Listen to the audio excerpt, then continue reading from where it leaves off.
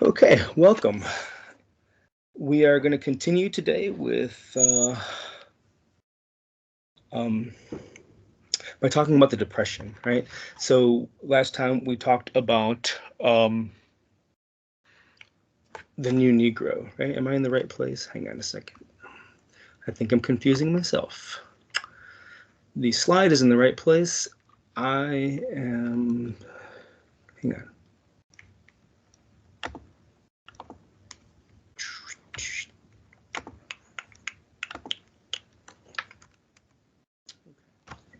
So last time we talked about what Black people at the time called the new Negro. This time we're going to talk about the Great Depression and, of course, the continuing struggle for Black inclusion. Now, let's just back up a little bit before we get to the Great Depression. Let's look at 1928 very briefly.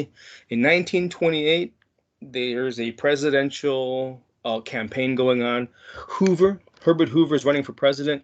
And interestingly, he runs on this promise of great prosperity. You know, he gives a speech about how we are nearer to the final triumph over poverty than ever before in the history of any land. He says, "We shall soon be in the sight of we shall soon be in sight of the day when poverty will be banished from this nation." Ironically, when he becomes president, he will preside over the greatest threat to the nation since the Civil War. We are talking, of course, about the Great Depression. The Great Depression is worldwide. It's 10 years long and it hits the United States like a plague out of the Bible. Boom! It shuts down factories, banks, and farms. It creates massive unemployment. You've seen this, you know it. Now, really briefly, the cause of the Great Depression was not the stock market, not the stock market crash. That was one of various factors. The stock market crash really, it signals to us something different. It signals the onset of the Depression. When the stock market crashes in the fall of 1929, it actually is a harbinger, a sort of an omen, a sign of something bad coming. And in fact, if people had paid attention, they would have seen already that in the 1920s, there was already the groundwork, so to speak, laid for this Great Depression. Already by the 1920s, there's unequal distribution of wealth. There's unequal distribution of income. That means that most money is concentrated at the top, which means that the bottom, if you think about capitalism sort of like a triangle or a pyramid with a large base, right? It is the base, it is the support. The more people at the bottom, the more money should be circulating around that bottom. Unfortunately, by the late 1920s, because of policies after World War I, income was unevenly distributed, wealth was unevenly distributed. Income and wealth are similar but not the same, right? Wealth is basically what you're worth. Income is how much you're making every week, every month, whatever. The other thing is that not only is wealth and income distribution skewed, the tax burden has shifted to the poor. So in fact, they started to tax the poor, not more so, but relatively, right? They stopped dropping these progressive taxes on the rich. You may remember we talked about progressive taxation very briefly. Progressive taxation is just a way of saying that you tax the rich at a higher percentage than you do the poor. But what was happening is in the 1920s, they shifted that policy and they started actually cutting taxes on the rich, and therefore the poor, that money that was needed for the country was that burden was actually shifted to the poor. So you're seeing unequal distribution of wealth and income. You're seeing taxes being shifted to the poor. You're also seeing increased mechanization, right, through technology. And so that means high unemployment because people are being put out of jobs because of mechanization. This is something that's been happening for a very long time. And another thing that's very important that a lot of people didn't really see, or at least didn't really do anything about, was the fact that the farm industry, the agricultural industry, has been hit very, very hard in the 1920s. It's not until like the 1932-33 year or so that we see the Dust Bowl.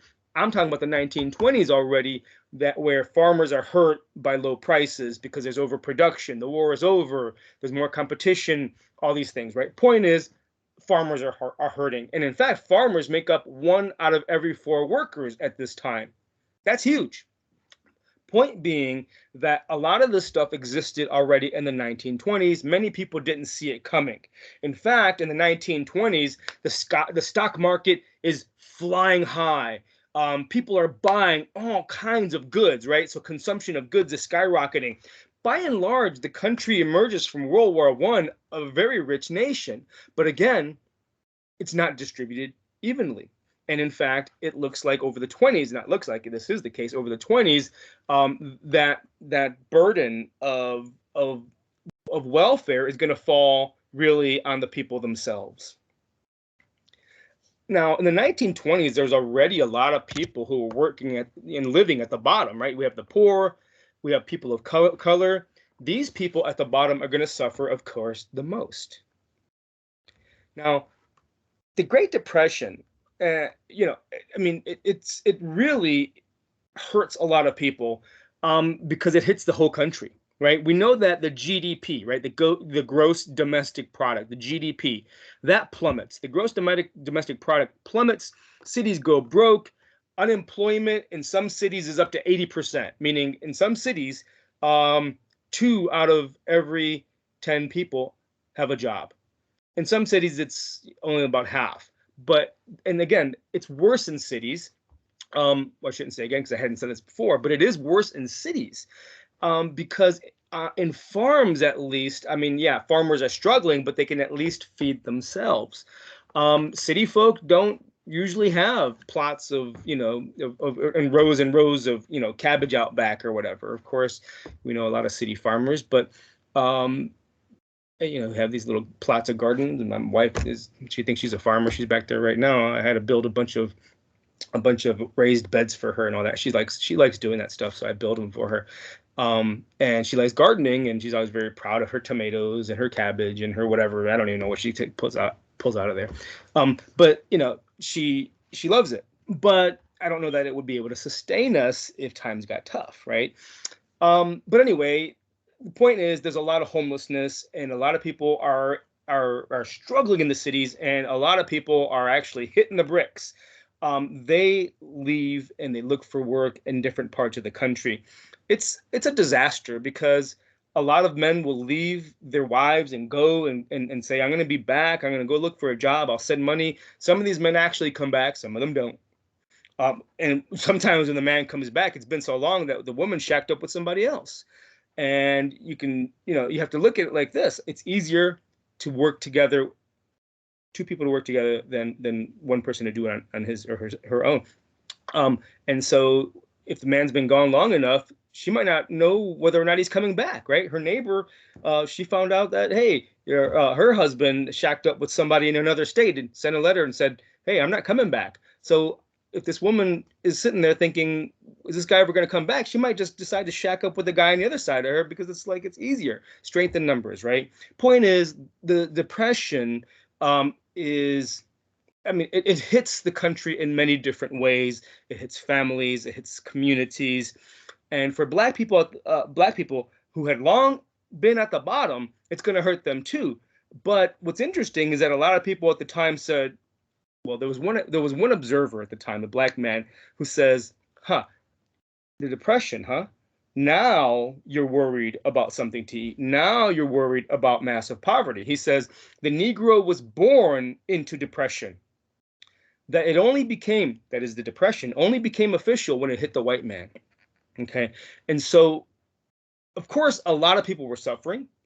We can't make too much of this whole racial difference, but what is this man saying? He's saying, hey, we've been suffering for a very long time. It is only after World War I, really, in this great migration to the cities, that black people's economic status as a general whole was actually beginning to rise because of the factory jobs and because of the booming in industry, World War I, all that kind of stuff, right? A lot of black workers were needed, and so they were welcomed into workspaces that they had not been welcomed into before. But now that the Depression hits, they're still at the bottom. right? They're still at the bottom. And in fact, they're going to lose their jobs before white men lose their jobs. In fact, they already had the worst jobs, right? They already had the worst jobs. They already had the higher unemployment, the lower standard of living in terms of health and life expectancy and all of that. But the Depression is going to make this worse. They're going to lose all those gains that they had made during World War I. And so when it comes to jobs and housing, um, they're going to actually be the first ones to go. For example, with jobs, you may have heard of the term last hired, first fired. Well, what happens is the idea is, well, black people have just kind of been invited to the table.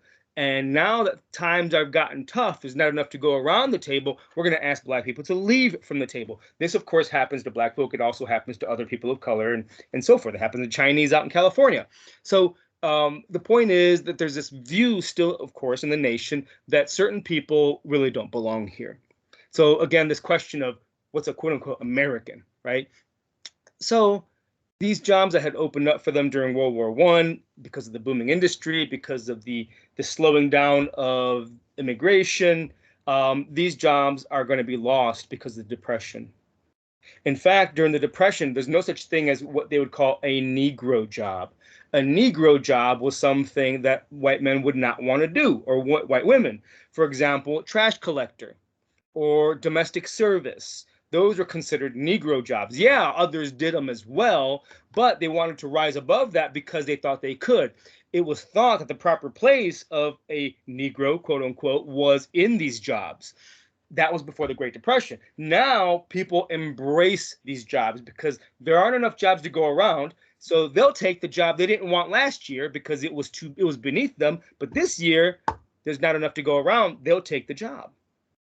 In fact, white people get together. They rally together to pressure employers to hire only white, to fire black workers. And they use intimidation, violence. I mean, even kill some people, murder.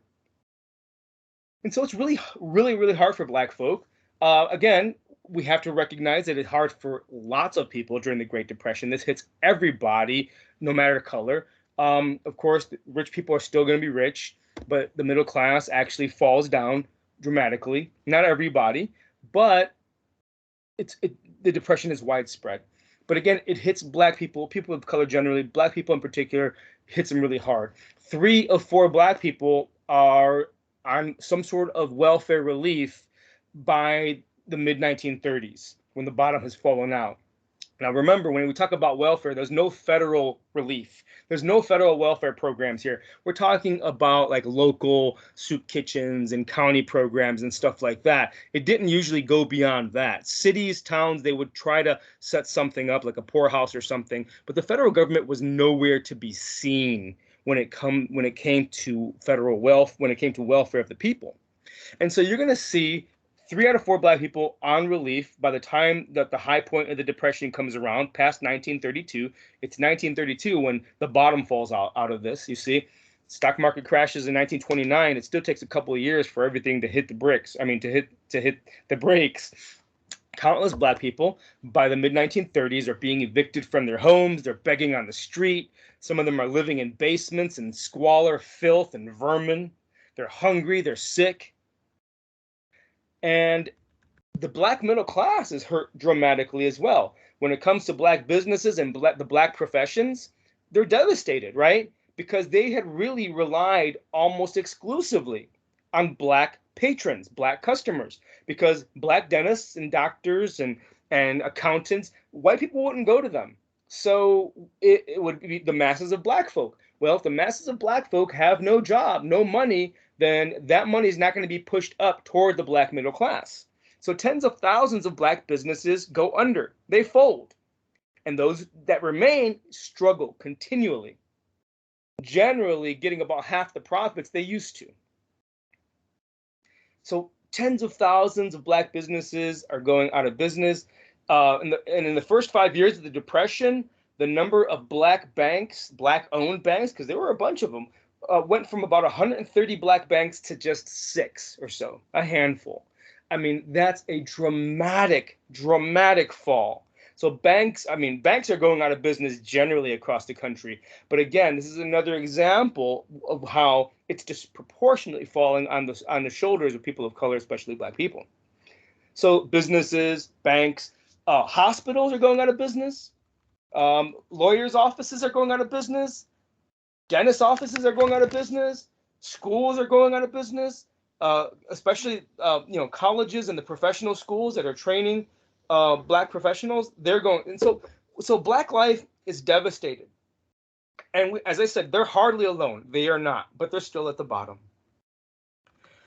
And so by the mid 1930s, people across the country, not even by 1932, people across the country are calling for the government to do something. They believe that only the federal government is big enough to do something. Only the federal government has the money to pump in to an economy that needs a new sort of injection of life. And only the federal government has responsibility to all its citizens. And people say the federal government must step in, because depending on what town you live in or what state you live in, you might be being helped in this place, but not being helped in the other. So only the federal government has the power, the money, and the responsibility to help its citizens across the board. But the federal government's not set up for that. The federal government has no budget, so it has no money set aside for welfare. There was no such thing as food stamps. There was no, at the federal level, no such thing as welfare, no such thing as unemployment insurance or workman's compensation, all these things, right, that we benefit from today. In fact, the order of the day was what was called laissez-faire thinking. So the idea was not only, well, here, let me just back up. I was saying that there was no budget, right? There was no money set aside. There were also no agencies set up to help. So there's no federal money, no federal agencies for any welfare, and there's no political will amongst the population of officials. And even a lot of people don't really think that it's the federal government's job to help, because a lot of people are sort of, they embrace laissez-faire thinking. Laissez-faire, just a fancy way, basically a fancy French way of basically saying leave it alone. Laissez-faire economics, laissez-faire sort of capitalism involves the government keeping its hands off of the economy. Now, that would mean no regulation of business. And there was very little regulation of business in the 1930s. There was almost no federal regulation of business, nowhere near what we see today. Today we have regulation of water, we have regulation of the airlines and the transportation industry. I mean, you name it, right? Communications, everything. Back in the day, that didn't really exist to the level that exists today. Nowhere near it. The thinking was it's not up to the federal government to be responsible for its people. People believed in laissez-faire economics. Let the free market handle it. Taken to the extreme, a free market person might say, hey, there should be no government regulation of airlines or truck drivers, because if a plane falls out of the sky, or if a trucker who has slept too long or is carrying too heavy a freight actually jackknifes on the freeway, well, the market will take care of that, because nobody's going to want to actually fly an airline whose planes fall out of the sky, and nobody's going to use a truck driving business that has a lot of accidents. That's kind of what laissez-faire thinking will get us to an extreme. Of course, we don't have that. We have regulation of business, and we should have regulation of business. Of course, we can always argue about the extent of that regulation. What is too much? We can argue about that, but I don't think there's much argument to be had over the question of whether business should be regulated in some way. Point is, back in the day, there was a strong laissez-faire set of principles, and most people believed that, and especially in the government, believed that should be so. But a lot of people are calling for the government to do something. In fact, the presidential election is going to be a referendum, basically a litmus test on this question. In the 1932 presidential election, you have two men, Herbert Hoover versus Franklin Delano Roosevelt. Herbert Hoover is old school. He is a laissez-faire thinker. But we can't be too harsh on him because not only he actually ends up doing more than any president before him did when it came to government regulation of stuff and the government involvement in the economy. He does more than any president before him, but it's not going to be enough. He's actually still kind of mired in his laissez-faire thinking, but he's also surrounded by people in Congress and others who are in fact mired in laissez-faire thinking and don't believe that the government should be getting involved in these things. It's kind of easy to beat up on Hoover, but we had never experienced anything like this before, and the culture was against federal involvement, at least at the higher levels, especially amongst people who control the government, right? The rich folk, let's be honest. FDR, however, is running on a promise for change. He says, if I am elected, the government will act to help the people. And because of this, he is swept into office in 1932 because he runs on this whole New Deal thing, a New Deal for the people. He's saying that the people deserve a new deal, a new agreement, a new sort of understanding between themselves and the federal government. In fact, this New Deal is probably, and we'll talk about what it is in a moment, you're probably familiar with it, but this New Deal is probably the most important statement about, since the Constitution was written, the most important statement, I think, about the responsibility that the federal government has for the people, the welfare of the people. So the New Deal program is, and I mean, it's really complicated and there's a lot of stuff to it. And if you've ever read stuff on the New Deal, you're going to see sort of this alphabet soup of abbreviations, the AAA, the CCC, the NIRA, then the NRA, and the AA, all these different organizations, right? But basically, what I just want to give you a quick and dirty on is that this is a variety of government programs whose purpose it is to roll back the Depression, to actually overcome the Depression, hopefully even end the Depression. Of course, the New Deal does not end the Depression. World War II does that, but the New Deal will come in to actually make some changes. So let's look at what we're seeing here. From the point of view of FDR, he believes that the people deserve, again, this is this idea of a new deal between government and the people. And again, the first deal was the U.S. Constitution, right? But he's saying we deserve a second Bill of Rights, right? And he talks about people having rights, as you can see, and there's a whole bunch, a job, decent wages, and decent home and medical care, and so forth and so on. Look at those. And so based on these ideas, he's going to push through Congress a bunch of new laws. Regulation of labor, for example, is one of them. Here's where we're going to get our first minimum wage. Also, unemployment insurance, which means if you work, you probably pay into unemployment insurance. It's always taken out. You can probably see it on your pay stub, right? It's taken out, and it's there because if you lose your job for, and it varies from state to state, so let's not get into the specifics, but if you lose your job under some circumstances, and under many circumstances, you can actually collect unemployment insurance in order for you to, it kind of gives you a bridge between jobs, right? So the idea is to give you a sense of hope. It also means that you don't lose whatever you have, right? I mean, you can still maybe make your car payment, maybe not, but at least maybe you can eat and maybe you can make it through the month on your rent, right? So minimum wage, unemployment insurance, things like workman's comp insurance. If you get hurt on the job, that's another one. You get hurt on the job, then you can actually heal for a little while, and they set your job aside for a little while. You get paid for a little while, and then you come back. Now, you're not going to get rich off this stuff, but the point is to be a safety net.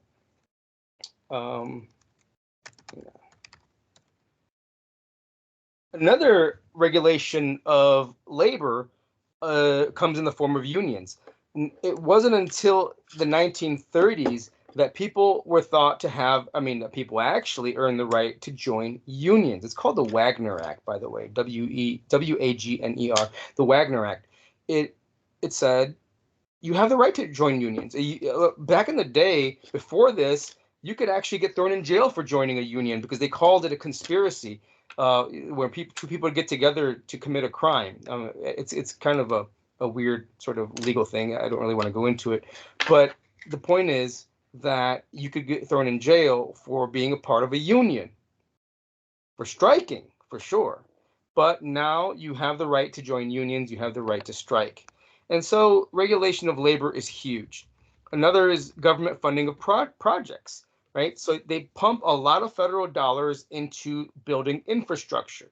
Nowadays, infrastructure is one of these key terms, one of these buzzwords you hear a lot because Biden and the Congress, they're talking about about investing. I don't think it's billions, but like trillions of dollars in building things like roads and bridges and securing water and electricity. Well, this all starts in the 1930s with various different programs that bring electricity to rural areas, running water to rural areas, that build roads and bridges and all kinds of stuff across the country in cities and everything, right? So infrastructure is huge.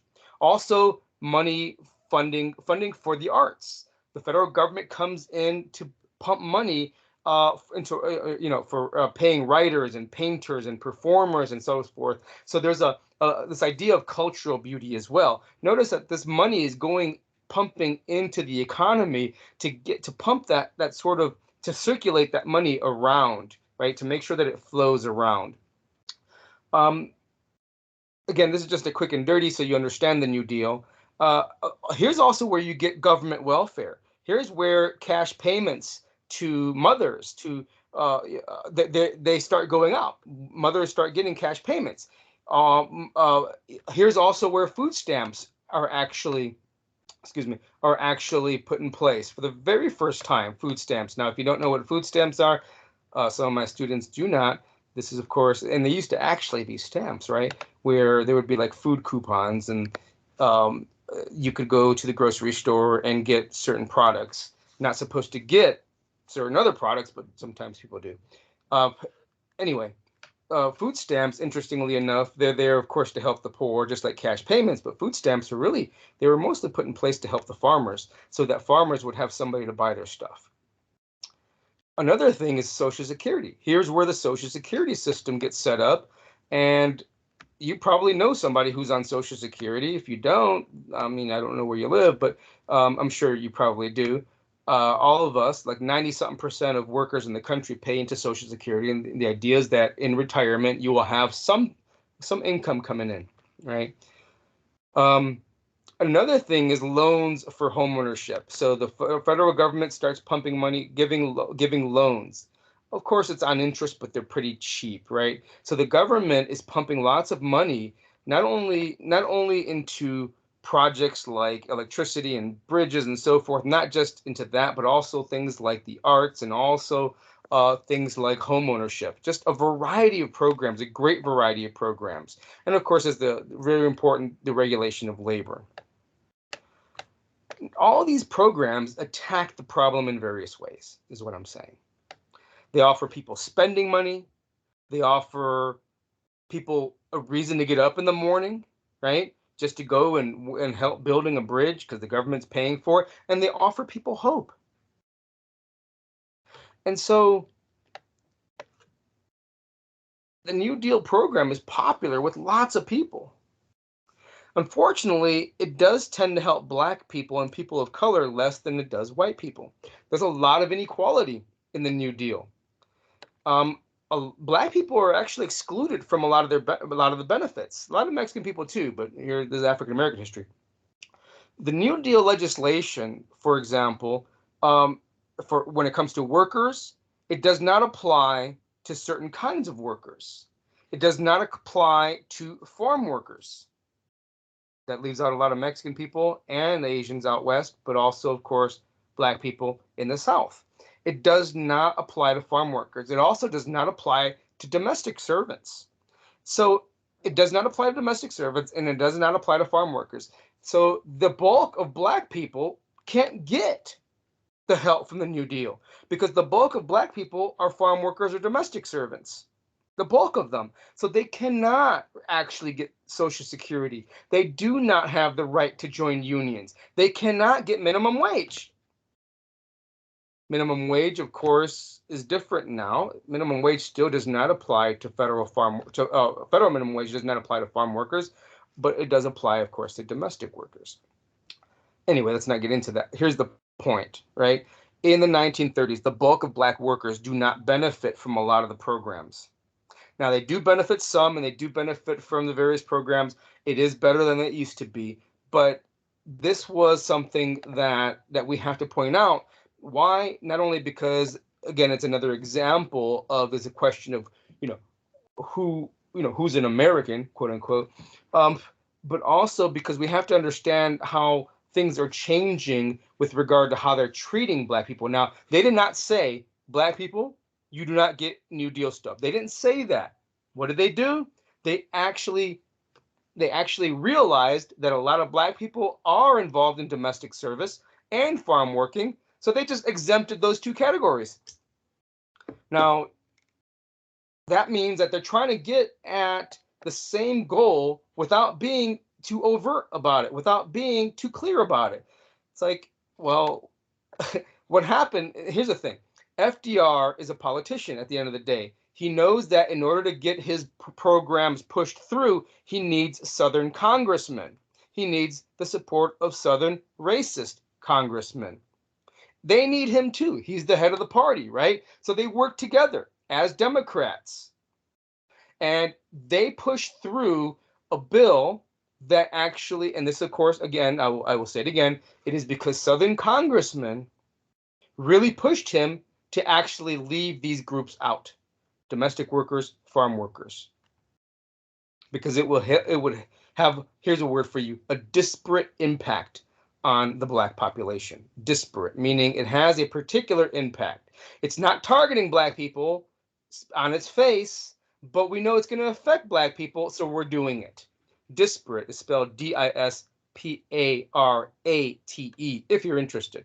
Disparate impact. The principle is what I want you to understand, and that is that even though it's not targeting certain groups of people, it can have an effect, and that's why they do it. It's kind of like the laws, the literacy test laws that were in place, the poll taxes when it came to voting. They're going to have a disproportionately negative effect on recently freed people who were slaves or whose parents were slaves, right? Because people can't read and they're poor because they were descended from slaves. So this is actually what you're seeing already by the 1930s, and well, even already after the Civil War, but more so in the 1930s, you're going to see, in fact, some of this very subtle sort of discrimination. But of course, they're still going to be discriminating on their face, not so subtly. So the result is that domestic workers, sharecroppers, farmhands, these people are mired in poverty. Again, these are the bulk of black workers. And so the great majority of the black community is impoverished despite the New Deal, even though the New Deal is reaching down and helping a lot of others. New Deal legislation for homeowners doesn't help a lot of black people either. Just like a lot of the regulations that we mentioned a moment ago, right? Like Social Security and the right to join unions and minimum wage doesn't really help black people. Well, the homeowner stuff that is pushed through the New Deal doesn't help a lot of black people either. Let me give you a couple examples. The federal government sets up agencies to actually administer home loans to people, right? FHA, they're called. Doesn't matter, Federal Housing Association. So whatever. So these agencies actually promote segregation. They're okay with it. They actually promote the practice of what's called redlining. Redlining can come in various forms. In some places, banks will draw a red line, and this, I'm just speaking generally now. Banks will, just to explain redlining. Redlining can be where a bank will draw a red line around a neighborhood and say, don't lend to anybody in this neighborhood. And what they've done is just drawn a line around maybe an immigrant neighborhood or a black neighborhood where they know it's the majority of black people, the majority of immigrants, whatever. So they might do that, and they'll just draw a red line around it. Other times they do things like they draw a red line and say, do not lend to people unless they live in segregated areas. So you might lend to black people. But only if they live in a white neighborhood. This is kind of confusing, right? Let me just kind of back up. They might draw a line around a neighborhood and say, in this neighborhood, it's mostly black. We're not going to, because it's not into, if it were half and half, we would lend there. But because it's mostly black, we're not lending. So the point about redlining that I want you to come away with, despite these sorts of confusing examples, is that they're actually meticulously drawing lines around certain areas and deciding who to lend to and not to lend to, depending on who lives there, the kind of person who lives there. So they're not really looking at the individual. You may be a person who just kind of, who is capable of buying a house, and you have a professional job, but you happen to live in this area where you can't get a loan. So you only get a loan if you live in a particular area. The point is the federal government is okay with this. When it comes to the loans, the federal money that they're pushing out there, they're okay with redlining. They're okay with, instead of looking at the individual, they're okay with looking at the neighborhood and saying, yeah, you don't have to lend to anybody over there. Of course, there's a problem with this. The problem is that people cannot actually gain wealth because you're not allowed to invest in a house, which is huge. We'll talk about that in a moment. I want to talk about another form of another sort of restriction on black homeownership. And again, this actually, you'd see this kind of thing they're called restrictive covenants. You see them with regard to race, religion. Sometimes they wouldn't allow Jews or Catholics or whatever, but these were allowed. They're called restrictive covenants. Sometimes they're called racial covenants if it's race-based. What do I mean by this? Well, here's the thing. Back in the day, it used to be okay for homeowners to put into an agreement that a house can never be sold to a black person. So I'll give you an example. If I go down the street and decide to buy a house, and the homeowner says, okay, imagine we're in the 1930s. The homeowner says, hey, you cannot sell this house. I won't sell this house to you unless you agree to keep out black people. I will sign it. Like, yep, I agree. I will buy this house, and I will never, and we'll put it in the contract. It's a restrictive covenant, meaning an agreement. I'm never going to sell it to a black person. And so I am holding on to that. And if I feel the same way, I might do it to the next person. In fact, that restrictive covenant may even say you can never sell it to a black person. And this stuff was legal all the way up until about 1943 or so. And so for a very long time, black people, they're getting redlined. Black people are getting restricted because private ownership of a home, private contracts, private agreements to buy and sell houses actually said you cannot sell to a black person.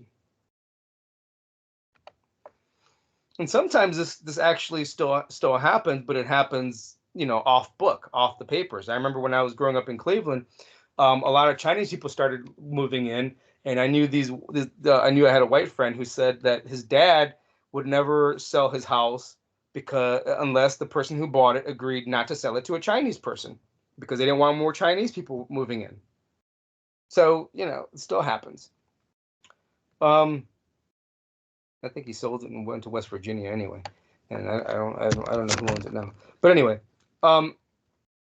people are saying that they need to actually protect their property values. The idea is, if you let black people in, then all kinds of stuff is going to come along with it, and your property values will go down. And the next thing you know, you're going to be walking down a street and seeing them, and we don't want that. That's the thinking. Notice this sign, Country Club District. highly developed and protected residence property.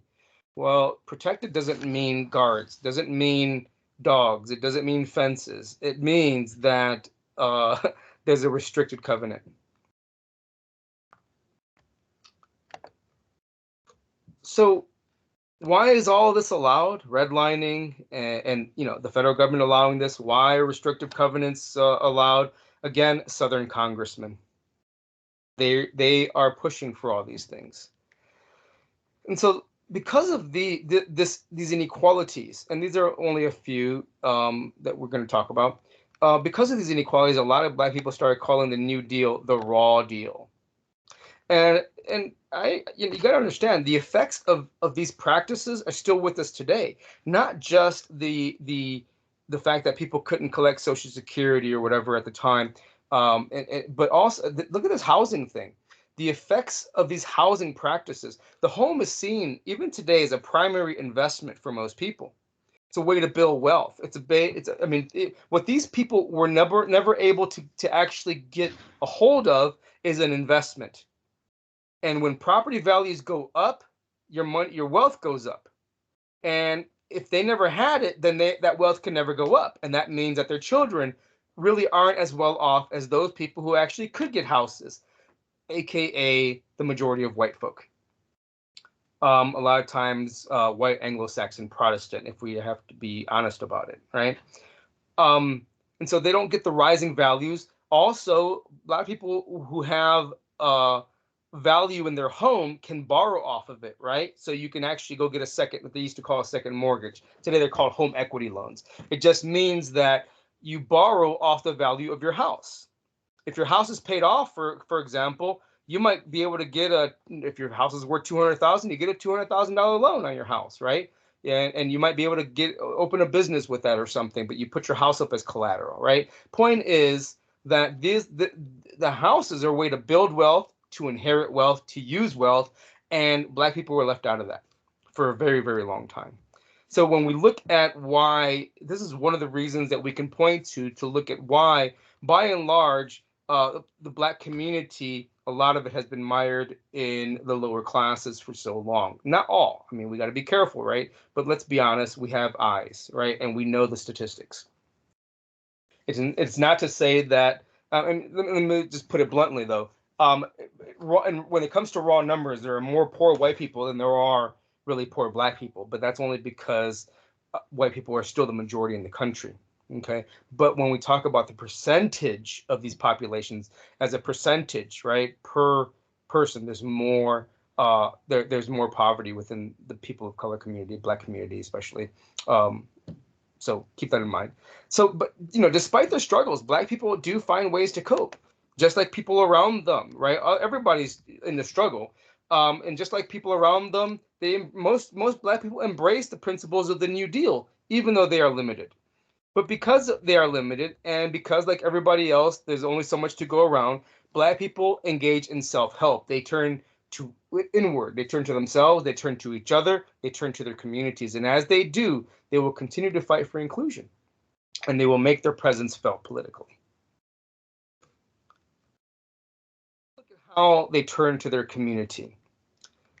The church, religion, right? The church is the center of Black life, as we know. It is where all the family come together, the friends. It is the heart of the community, right? It is for them a place of family, friends, community, and Christianity. The church will act as this sort of nexus, a nucleus, a center that will hold the Black community together. So it holds them together at the same time that it dispenses direct aid, sets up things like soup kitchens, clothing drives, right, where people donate clothing and then they distribute it. They give direct aid when it comes to like firewood for burning in the house, because there's not, you can't really buy coal or whatever it is that you could otherwise be using, because that stuff is expensive. You don't have any money. So they actually give soup, they have soup, they give out food, clothing, fuel. Not only that, they dispense information on housing and who has an extra room and who can take in friends and families and boarders, or who needs a room they put these people together between, people who need and people who have. They, excuse me, they dispense information on childcare, on elder care. If you need help in your home because you want to go out and look for a job, but your grandma's there sitting there and all she does is sit there all day. She can't take care of herself. Well, you know what? We'll bring somebody out to help her. You can bring her over here. Or if you have children, same kind of thing. So they give help with loved ones as they go out looking to, looking to survive. Churches also dispense information and a place for bartering. So people come and they share or they barter, right? They exchange clothing and toiletries and food and all kinds of stuff. And so the church really acts as this centerpiece. And at the same time that it offers all of this material stuff, it of course is offering the camaraderie, the spirituality. The church acts as sort of this touchstone, right, where you can go back and recenter yourself, a beacon of hope where everybody can look to because it's familiar and everybody can remind themselves of their continuing purpose in life, and they have something to attach themselves to, not just spiritually, but to the people who go there. It's a reminder of who they are. Although, and by the way, most of them are Christian, but sometimes new ways of thinking crop up. Usually during very hard times, people are looking for answers and they're looking for new ways of doing things. And the Great Depression is an interesting time for this because a lot of people are going to be looking for new leaders. And they start looking to some interesting characters, like this guy. This guy is named Sweet Daddy Grace. I can't remember his actual full name. Graça, I think, was his name. I think he was born in Brazil. I don't remember. It doesn't matter. You can look him up if you're interested. But I'm interested in his character. He's actually I'm remembering now. He's born in Africa, but during the Portuguese occupation of Africa. So he had this sort of Portuguese-sounding name. But he comes to the United States around 1900, and he founds a church in North Carolina, and he calls it the United House of Prayer for All People. The United House of Prayer for All People. And he's this really flamboyant preacher. He wears robes and he paints his fingernails and he lays his hands to heal people. He doesn't really say I am a Messiah, but he doesn't really correct people either when they liken him to sort of a Messiah. And so he's really flamboyant. Like I said, he's got these. Let's see if I got a picture. He dresses in fancy robes and he paints his fingernails different colors, right? And he preaches about the end times. And it makes sense to people because they're in the middle of the Depression. They've never seen such poverty widespread among so many people. And so he preaches about the end times and about good conservative behavior. He talks about ethics, which is how you treat others. He talks about morality, right? Just morality and ethics, of course, are very this is not a philosophy class, but morality and ethics, of course, are very closely intertwined. Ethics, of course, has more to do with certain rules that are agreed upon that you should actually engage in. And morality is more a sort of internal, more inherent. The point is, you don't have to worry about that. The point is, what he's talking about is living a righteous life and being positive in life. And he's often criticized. They call him a charlatan, right? Like a fake. People call him an exploiter of the lower classes because he does take massive amounts of donations. Well, from the many people, right? Everybody gives a little bit, so it's massive to him. And so he's accused of really thinking of himself as the second coming of Christ and exploiting the lower classes. Now, he does build wealth for his church, and he does use that wealth to house and feed countless followers, especially during the Great Depression. And so a lot of people follow him, a lot of people, because they're looking for something new, something different. Another fella is a guy named Father Divine. His name was initially like George Baker or something. It doesn't matter. Father Divine. And he establishes what he calls a peace mission movement. It's really a political movement to change society. This peace mission movement is based on what he calls new thought. New thought. his new thought or thinking is that there is no such thing as binary race.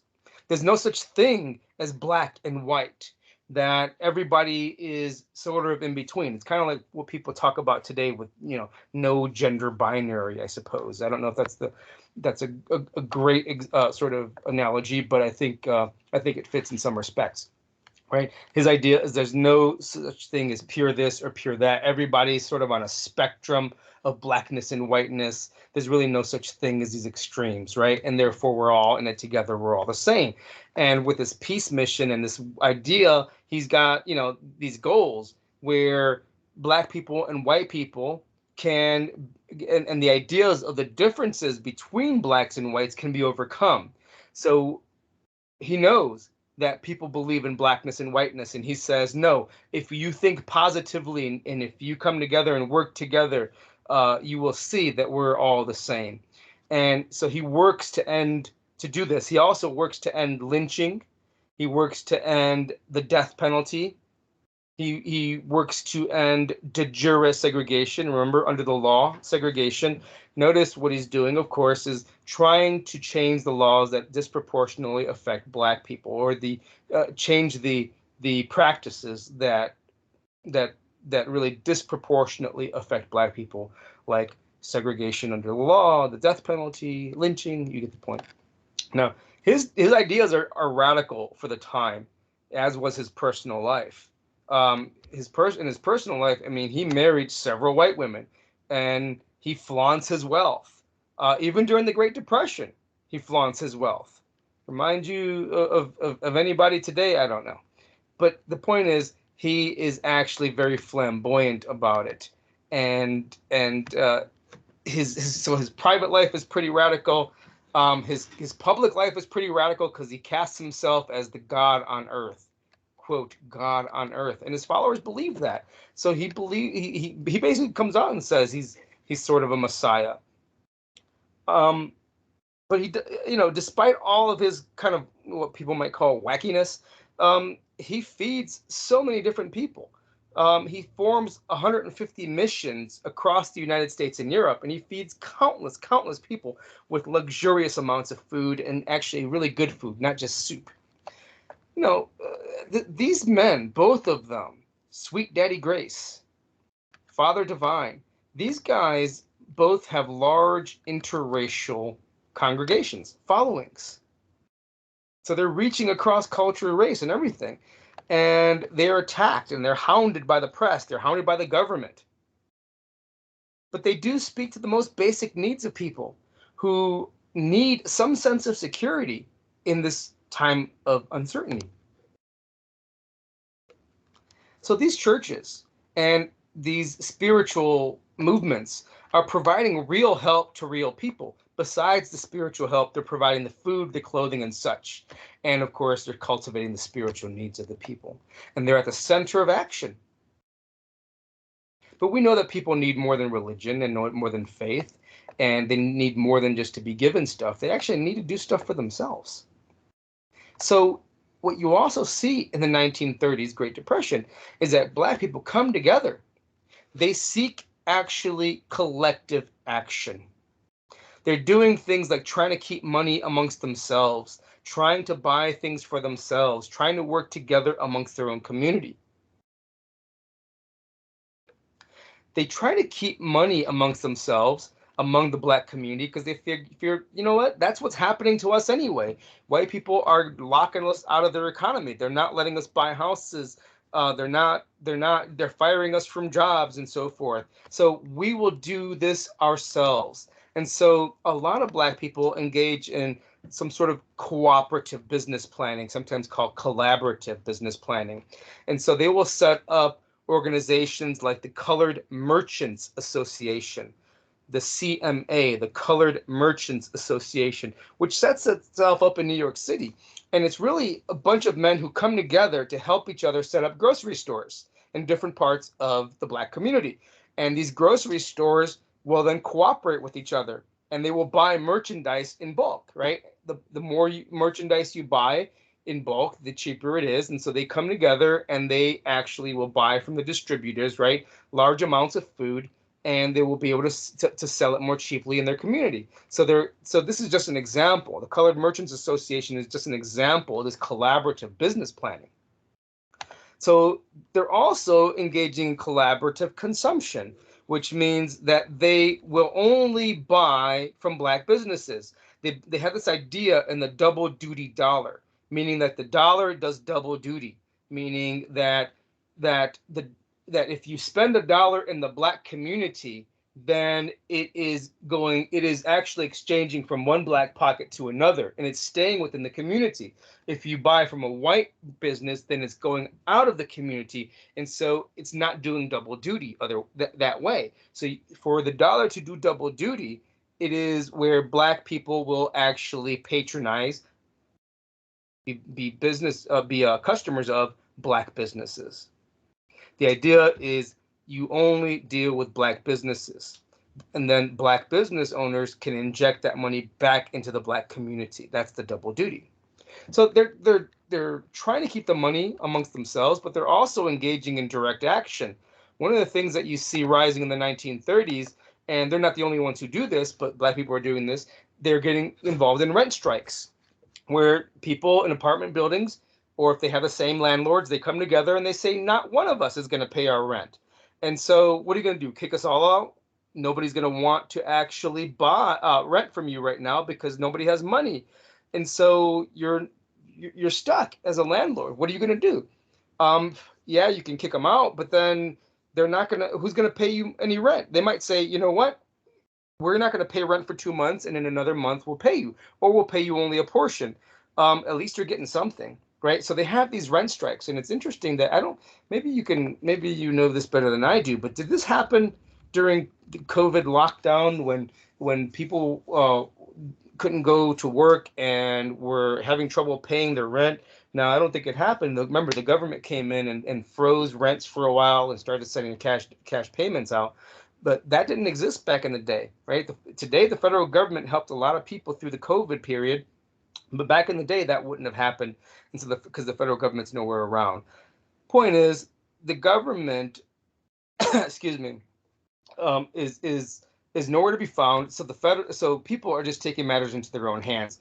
They have things like rent strikes. They also engage in boycotts of businesses where they refuse to buy a good or a service from any business that does not hire Negroes, as they put it.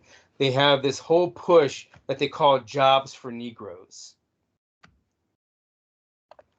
And this movement spreads. Actually starts in St. Louis, Missouri, but it spreads to other northern cities. And people go around with these signs, jobs for Negroes. Also, don't buy where you can't work, right? Why would you buy at a place that won't hire people like you? So they go to these businesses and they picket them daily. And of course, these actions, they raise a lot of tension. They raise a lot of animosity in places like Harlem, where white people own most of the businesses. They raise tensions, but they do result in a lot of cases in the hiring of Black men and women by white-owned businesses. So this, of course, means that these, when the white people start hiring Black people after these strikes, Black people are going to necessarily think, hey, these strikes work. These in-your-face tactics work. But the Depression is going to place all of this into a sort of pressure cooker. And sometimes it's going to actually devolve into violence, sometimes mob violence. So by the 1930s, we're seeing that there is heightened racial tensions in lots of urban areas. For example, in New York City, something happens in 1935. A rumor begins to spread among the Black population that a young Black child was beaten to death. He had been caught stealing. In fact, he was not beaten, but he had been caught stealing. But this rumor spreads that a young Black child was beaten to death. Black people come together because of the rumor. They assemble. They accuse the police of police brutality because that's supposedly who did it, right? They point fingers at white store owners who still refuse to hire them. And what do in the midst of all of this? Because of this rumor, because of the heated tensions, they actually begin smashing and looting stores. we've seen stuff like this in our recent past, right? So we have to ask ourselves, how long are we going to be okay with stuff like this going on? This riot happens in Harlem, and in the end, several black people are dead, hundreds of thousands of windows are smashed, and there's several millions of dollars in damage. Now, this is significant.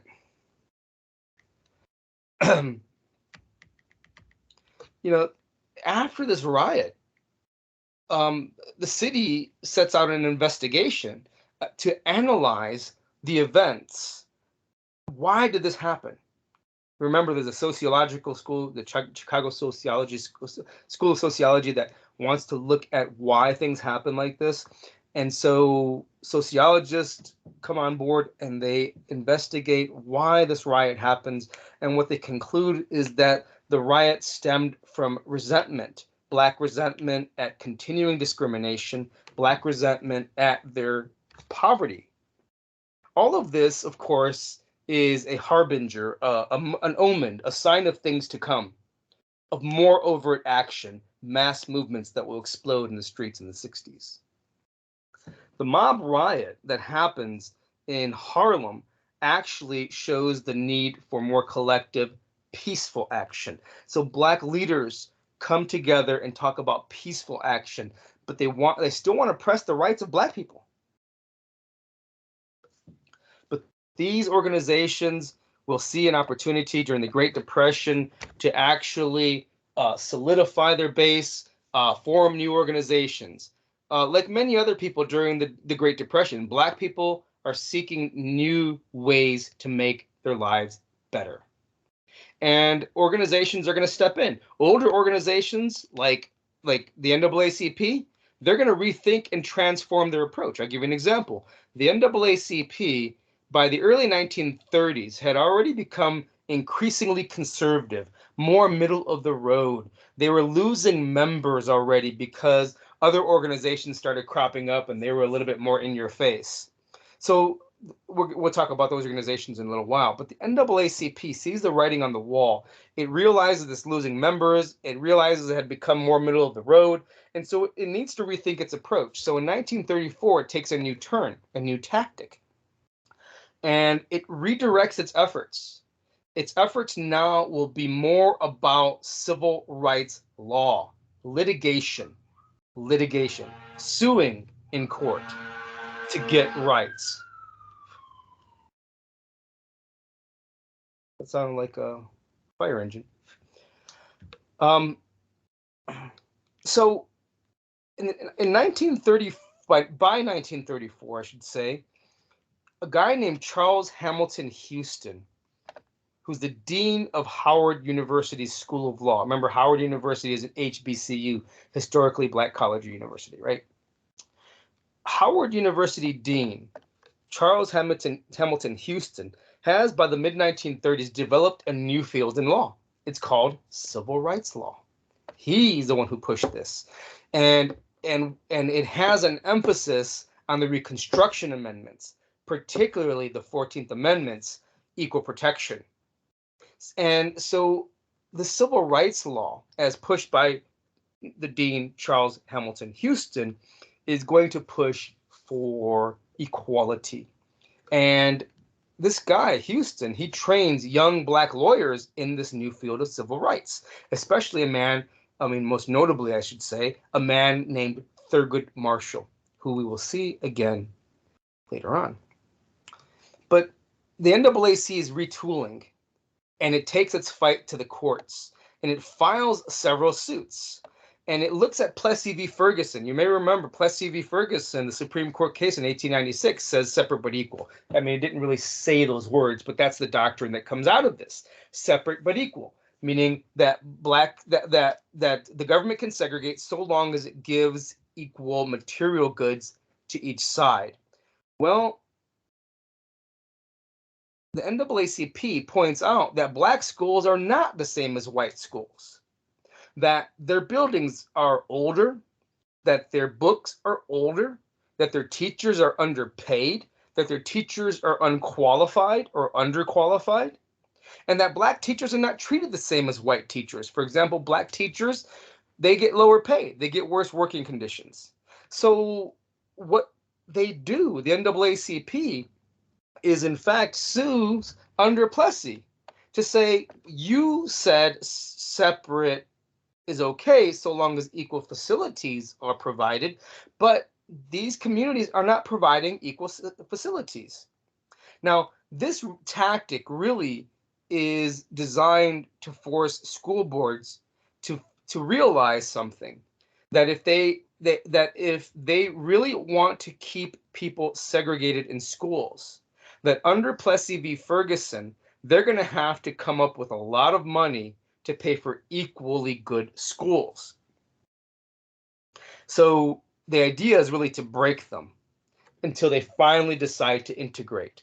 So they're using the law. Plus, yeah, of course, integrate. A lot of these people from the NAACP, they would prefer integrated schools, but they would prefer Plessy v. Ferguson not be there as a governing rule. However, that's the law. So what they're doing is using that law and saying to the school boards, hey, you aren't even following Plessy. The buildings, the books, the underpaid and underqualified teachers, right? All that stuff is different. And so they're gonna launch a number of successful suits, and they will catch the people's attention, not just black people, but white people. In fact, in 1936, they have a pretty notable decision in Murray v. Pearson. Now, this is a Maryland court decision. So it's in the state of Maryland, where the Maryland court orders the University of Maryland to enroll a black man, a guy named Donald Murray, by the way, enroll him in their law school. The court says that the state had violated his rights by not providing him a law school to attend, because there were no black law schools in Maryland, only the white law school. And what's interesting is that the schools actually that did exist, like this law school, University of Maryland, instead of accepting black students, they would actually agree to pay for these black students to go out of state to another school, a black school perhaps, right? Like maybe Howard University in Washington, to go Washington, D.C., to go there and pay. They would pay for you to go there if you were a black person rather than have them accept you. Well, the Supreme Court says this is unequal treatment under Plessy v. Ferguson, because they say that an out-of-state law school could not adequately prepare a man to be a lawyer inside the state of Maryland. This guy wants to practice law in Maryland. There's no law school that will take him. You will pay for his education out of state, but out of state, he's going to be learning other laws other than the laws of Maryland. So this decision is really pretty important, because it orders the university to enroll this black man. So they have a choice: enroll the guy or build him a black school. As far as the state is concerned, somebody must build him a black school, or the University of Maryland must set up a black school for lawyers side by side, I suppose, right? Yeah, might have a black lawyer school over here and a white lawyer school over here, University of Maryland. So this is important, but it shouldn't be overstated. The importance shouldn't be overstated. If the state had a black law school, then this wouldn't have been an issue. If the state had an adequate black law school that would have prepared this guy, Donald Murray, for the Maryland bar exam, then there would have been no reason for him to actually sit in a white law school class. So there's that. Also, it applies only to Maryland, right? So this is only a Maryland decision, but it's still a victory. It's a victory for the NAACP. It's a victory for equal rights. And here's where Thurgood Marshall makes one of his first marks, and we will see him again. Thurgood Marshall actually helped argue this case in Maryland. He and his mentor, of course, Charles Hamilton Houston.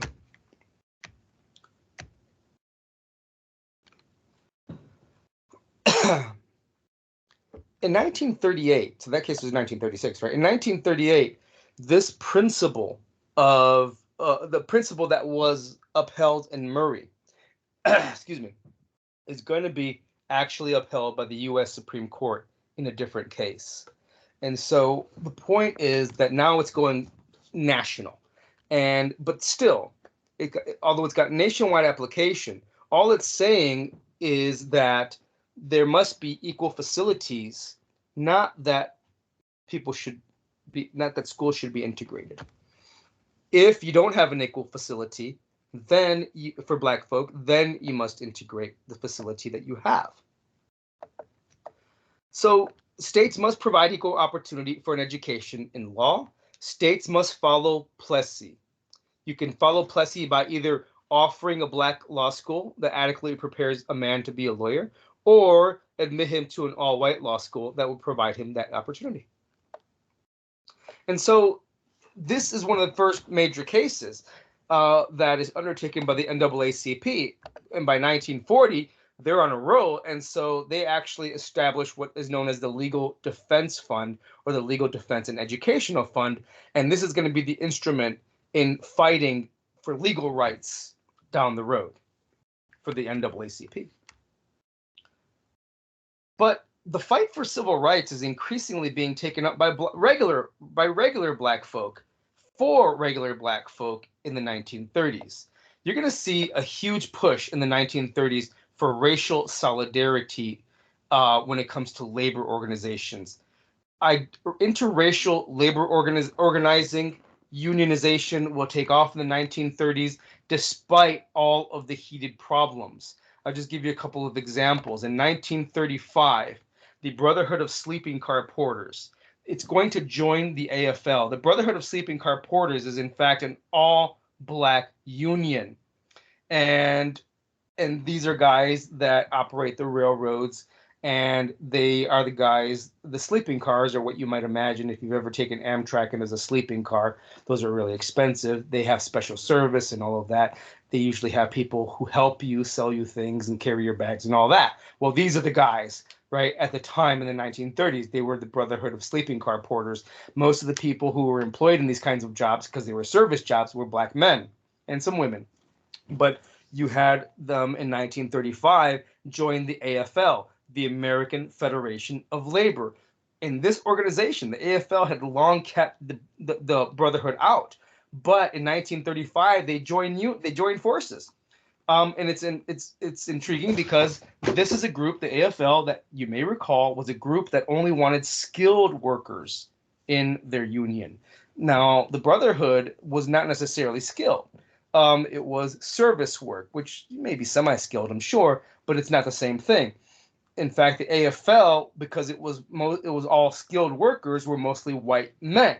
But now, in 1935, they're actually joining forces, and the Brotherhood is the first Black union to actually ally itself with the AFL.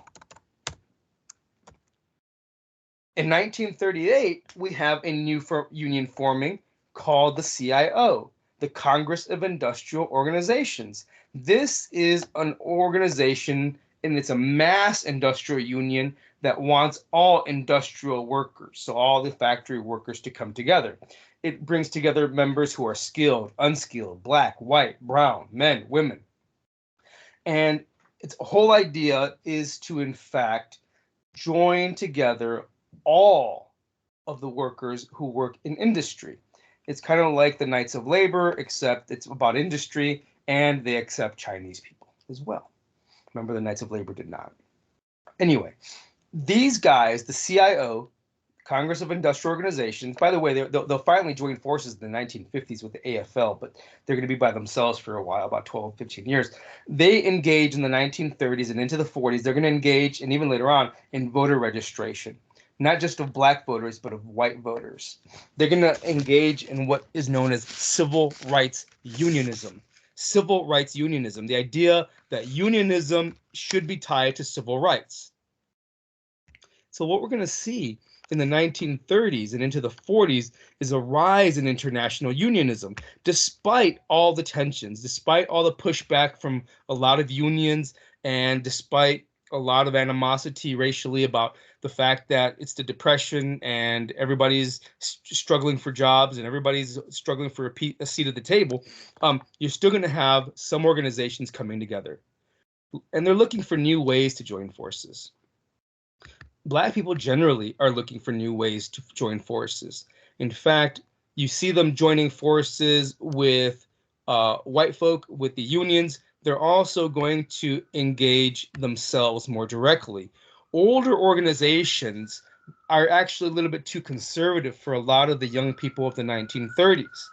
The NAACP remembers losing members, and it's going to be losing members to organizations like this, the National Negro Congress. The National Negro Congress was founded in 1936 in Chicago, where there's a convention. Hundreds of delegates come together to represent hundreds of thousands of people from various parts of the country, right? And they're going to represent not only thousands of people from various parts of the country, but hundreds of different Black organizations. So this is sort of a centerpiece, a magnet that draws all kinds of Black people from all over the country who think about a variety of topics. But what they are dedicated to is unity on the civil rights front lines. And what comes out of this Congress, this convention, is not just an idea that they need to be part of a united front on civil rights, but more radical strategies are needed to fight for equality. Traditional organizations like the NAACP, the Urban League, Black churches, they're not cutting it because they're not doing enough. And so you're going to see men like A. Philip Randolph come to the forefront. This guy is going to be the head of this Congress, the National Negro Congress. And this guy has for a long time already been a socialist and a labor leader. He had run for New York office as a Socialist Party candidate. He didn't win, but it's an example of how in the early 1900s, socialism is growing. Socialism is very popular amongst lots of people by the 1930s, not just Black folk, white farmers, immigrants, all kinds of people. Now, it's really interesting because socialism is often defined differently by different people, and I would say it's often defined wrongly, particularly by its opponents. It is difficult to define, which makes it easy to attack, I suppose. But just generally speaking, and we'll try to keep it in the box, but it's hard. Socialism basically is about government ownership of important industries. That there are certain industries that are so important that they should not be held in private hands. So, for example, railroads, part of transportation, right? So transportation systems should be owned by the government and run by the government. So goes socialist thinking. Communication should be run and owned by the government. I'll give you an example here, the post office. That's owned and run by the government, and a lot of opponents, who are conservative, they don't like the fact that they're always attacking the post office, right? About how, it's unwieldy and how it's inefficient and so forth, and you might have heard this before. But the point is that socialists believe in this, and in fact, the idea of a government post office is in a sense socialistic, right? Also, distribution of wealth. Distribution of wealth is something that socialists had wanted for a very long time, and which they finally get in 1913, I want to say it was, where the amendment is added to the Constitution that allows Congress to, in fact, institute a progressive tax. It's I want to say it's 1913, and I want to say it's the 16th Amendment to the Constitution. I could be wrong about that, but I think it's the 16th Amendment, and it talks about how it doesn't talk about it. It gives constitutional power, authority to Congress to tax the rich more than it does the poor in terms of percentage of income, right? And so these are socialist ideas. And socialism generally is gaining support in the early decades of the 20th century. It gets a huge boost during World War I, and an even bigger boost during the Great Depression for obvious reasons, I think, right? Everybody's poor, it seems. And so it's very appealing to the masses, including a lot of Black people. And so A. Philip Randolph, who is a socialist and who now heads this group, the National Negro Congress, this guy has a vision. A. Philip Randolph, in heading the National Negro Congress, pushes for anti-fascism. Fascism is growing in the United States and in Europe in the 1930s, and we think of fascism as as something that affects Europe, but it is in fact something that really got a hold of a lot of people in the 1930s here in the United States. Fascism, just if you don't know, it's spelled F like Frank, Fascism. And again, this is another one of those terms that is susceptible to differing interpretations. But A. Philip Randolph looks at fascism that's growing in the United States, and he says the principles of fascism are antithetical. They go against the idea of Black inclusion in the United States. Why? Because fascism, in a nutshell, involves superior race ideology. Superior race ideology. If that's growing in the United States, then Black people will forever be on the outside. Fascism also involves a deep-seated, potent nationalism. My country, right or wrong. And this nationalism is based on race. The idea that there is a nation, such as a white American nation, so to speak, just like Hitler believed in a German nation of a particular stock of person, right?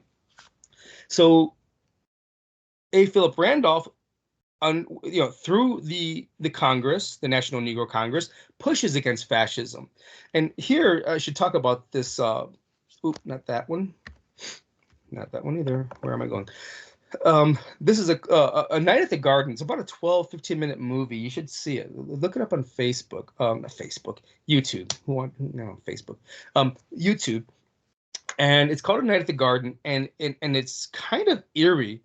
This is the United States, and it looks like Nazi Germany in the 1930s, which of course was rising in the 1930s, as was the Nazi movement of sorts, the fascist movement in the United States. And this is a bunch of Nazis here, basically, fascists. And they, in the center left there, you see a picture of George Washington. So for them, there's a particular vision of the United States, and it doesn't include people like me, and it doesn't include the people who are at the heart of this course, African-American history. Take a look at that. It's quite interesting. So he is anti-fascist. And you may be familiar with the group Antifa, which basically means anti-fascist. So I'm sure there's a lot there to talk about that I wish I had time to, but I will probably talk about Antifa down the road.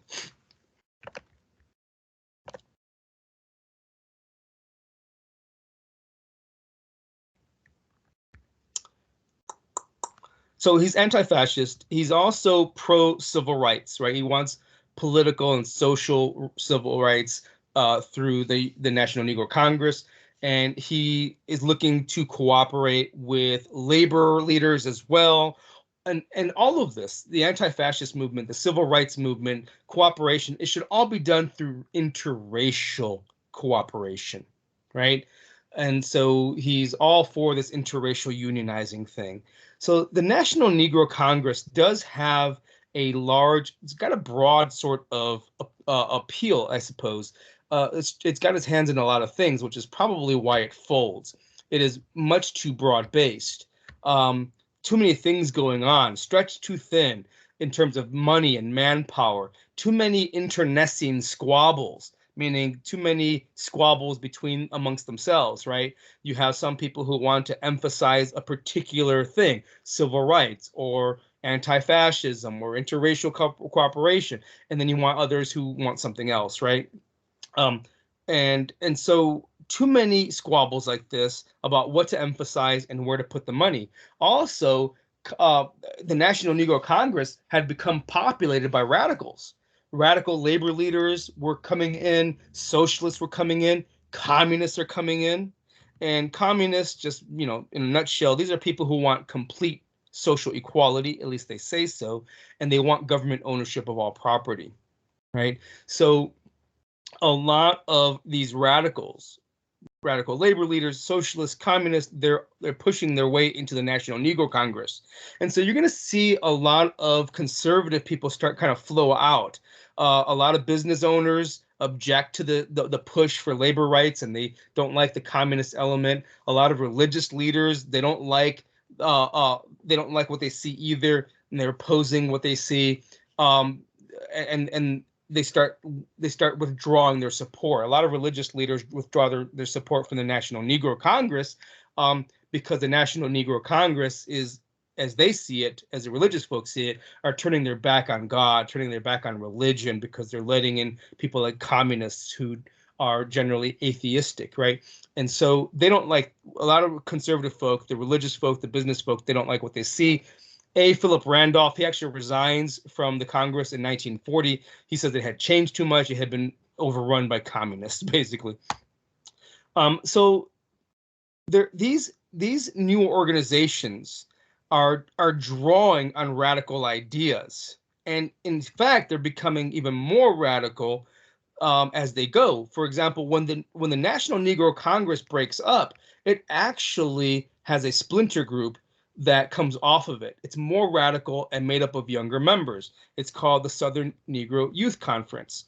This group will still work with the NNC, right? But it's dedicated to the concerns of young Black people. Young people. It's not just about jobs. It's not just about education and health and into lynching. They want all those things, but the young people are more interested in actual inclusion. They're pushing for citizenship.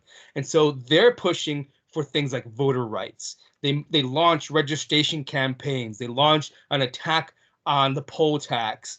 They are lobbying Congress because they want Congress to pay attention to the Black vote like nobody else. We've seen some of this before, but their tactic is much more narrow. It is much more dedicated to citizenship, voter rights, embrace of Black culture, influencing government by voting numbers, right? Sheer numbers of voters.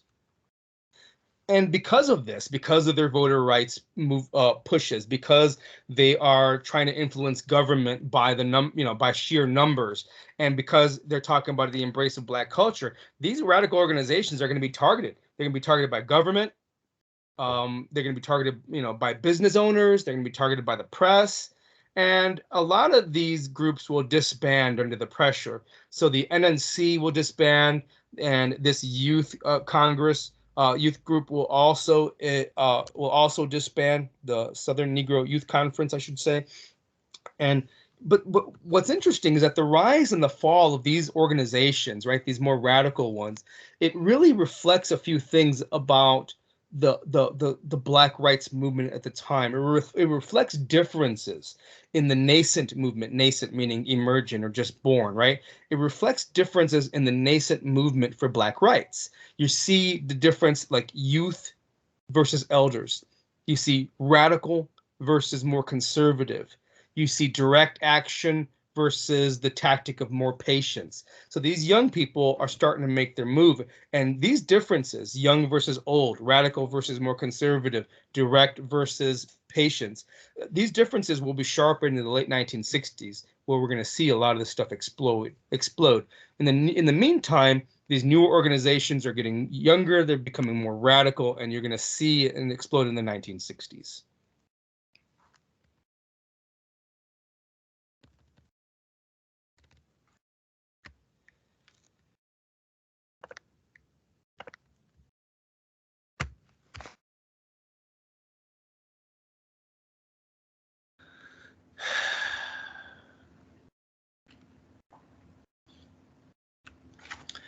And a lot of these Black radical organizations or individuals will join forces with the growing Communist Party in the United States. The Communist Party had actually splintered off of the Socialist Party in 1922, thereabouts. And the Communist Party advocates then, like now, I suppose, of course, some of these terms are difficult to continually define, but they advocate the overthrow of the status quo, right? More specifically, capitalism. They push for economic equality, social equality, political equality. So they look to, in fact, stamp out all inequality. At least that's what they say. And because of this, the party is able to recruit a lot of prominent Black intellectuals and artists. A lot of people from, a lot of these artists and intellectuals from the Harlem Renaissance period.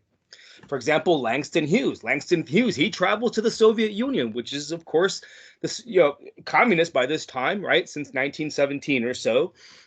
And he travels to the Soviet Union. And a lot of his writing at the time also critiques capitalism. So it looks to a lot of outsiders that he is, in fact, a communist, or at least a communist sympathizer, what they would call a fellow traveler. Now, he's eventually going to deny being a communist. Of course, later on, it's going to be taboo. We'll see this in the 50s, to be a communist. But he certainly seems to have flirted with communism. There were a bunch of people like him. And there were some people who were like Richard Wright. Richard Wright, a Black man who writes about race and poverty, perhaps best known for his novel, Native Son. He writes a lot about race and poverty, and Native Son brings together all of these themes. Native Son, when it's published in 1940, is it's a success. And it incorporates communist themes. It's a story of a young Black man living in a poor area of Chicago. This young Black man, his name is Bigger, by the way, with a B, Bigger. I think his last name was Thomas, Bigger Thomas, I think, but his name was Bigger. A strange name to be sure, but I think Richard Wright was playing with words here. This is a story of a young Black man who's actually befriended by young white communists. Eventually, he commits this terrible crime, right? Now, it seems that the thesis, it's been a long time since I read this book, but it seems like the thesis is that his crimes, in a sense, were his destiny. This man grows up in poverty. He's a young guy. He grows up in poverty. He grows up within a society that treats him as lesser than, treats him as an outsider, not fully, quote, American. He's growing up in a society that expects nothing more from him than what he gave them. So this, of course, is a fusion of themes. He's fusing sociology with Black rights and communism. And it's a roaring success. And at some point or another, you might end up, or if you haven't already, reading this in college. And so the party, that is the Communist Party, is actually keying in on these themes, and it's working to draw all the people who are dispossessed and disenchanted, right? The poor, the working class, the immigrants, the women, all races of people. And it focuses on their interests. And as far as the Black community is concerned, it boldly, that is the Communist Party, boldly attacks Jim Crow. It's one of the very few, if not the only organization that takes on Jim Crow so overtly, all in their face. In fact, the Communist Party steps in when others won't. During the Great Depression, when there are evictions going around, like in Chicago, where the Communist Party seems to be pretty strong at this time, when eviction notices go up, when a family is going to be evicted from their apartment for failure to pay rent, sometimes the mom, yells at her kids, "Quick, go get the Reds." The Reds, of course, are the communists. And before you know it, if you're the landlord who's about to evict this woman, you get these 3 or 5 big-looking dudes at your door, communists, who have a talk with you. They'll say, "Hey, you're not really going to evict this poor woman and her 4 children, are you?" And of course, this is an intimidation tactic. Sometimes they resort to violence. Is it illegal? Yeah, right? Threatening landlords and so forth. But the way they see it, that's better than having this family thrown out on the streets in the middle of winter in Chicago. Chicago winters are cold.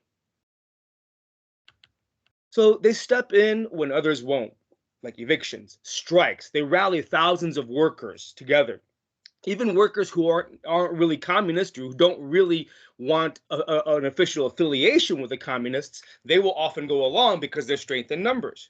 And so they begin to get a lot of members in and a lot of notoriety. They push back against lynchings and police brutality. Even in the South, in places like Alabama, communists push back against this. Again, there's strength in numbers. There are a lot of white communists who are doing this. And of course, black communists joining them. So they step in when it comes to eviction, strikes, lynchings, even when it comes to legal defense, as we'll see in a moment. Meanwhile, white people are looking at this and they're trying to scare black people away from the communists, right? They see this as a threat on various fronts, right? I mean, yeah, they might, whether they really knew anything about communism or not, it was enough to know for these people at the time that black people were actually going into the Communist Party. Of course, the Communist Party comes with all sorts of other, I'll say, quote unquote, baggage, depending on your perspective. But the point is, there's a lot of people who are looking at this as not only an issue with regard to distribution of wealth, but also the idea that there may be racial equality down the road, and people don't like this. So in a lot of places, they warn against the communists. So you see signs like this, right? Don't attend communist meetings. It's a trap, right? That not only is the KKK watching you, but the FBI is actually trying to draw you in so they can snag you. Now, the FBI doesn't really exist at this time, not officially. So really, we're talking about precursors, but that's really what we mean, right? The government. And so they are warning black folk that they are being duped into joining the communists just so they can be arrested, for example. And so they're getting involved in bringing these people in. At the same time, white folk are paying attention. And in fact, more people are going to pay more attention when something happens with these courtroom battles. In about 1930, we have what's called the Scottsboro Boys case or incident. The Scottsboro Boys were a bunch of young boys, maybe like 9 of them, who in fact are on a train, and they don't all even know each other, but apparently they get into an argument and a fight with a group of white guys on the train. These people range from like age of 13 to 30 years old, these black men and young boys, right? They are eventually, because of this fight, going to be actually accused and quickly convicted of raping a couple of white women. Now, the NAACP doesn't want to touch this case at first, but the Communist International Legal Defense Fund does. The Communist International Legal Defense Fund is in fact a legal arm, a litigation arm, okay, of the Communist Party, and it steps in to actually defend people defend people when they're being accused of crimes. This is an example of that. Now, eventually, all these young men are pardoned. They didn't do it, but only after years in prison and only after damage had been done. Irreparable damage and suffering had been done to them. So the International Labor Defense Organization that takes up this defense is going to bring attention to this issue. It brings national and international attention to the horrors of Jim Crow. This was a sham. It didn't happen, right? The ILD also, through this case, because eventually they win a pardon, right? Eventually all of them are pardoned. They strengthen this idea that black people have rights. They have the right to counsel, meaning attorneys. They have the right to a jury trial. They have the right to equal protection under the 14th Amendment. And after this, a lot of black people flow into the party. And many sympathize, even if they don't actually flow into the party, they sympathize with their efforts. And even many more, at least, appreciate what happened here.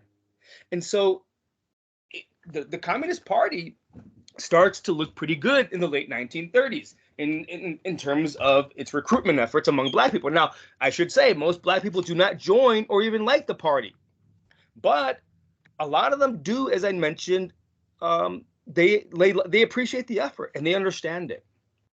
And white folk are looking on uneasily. They're looking on uneasily as they see black people, probably more in their imagination than the reality, but seeing black people flowing into the Communist Party. A lot of white people are going to have to make a decision.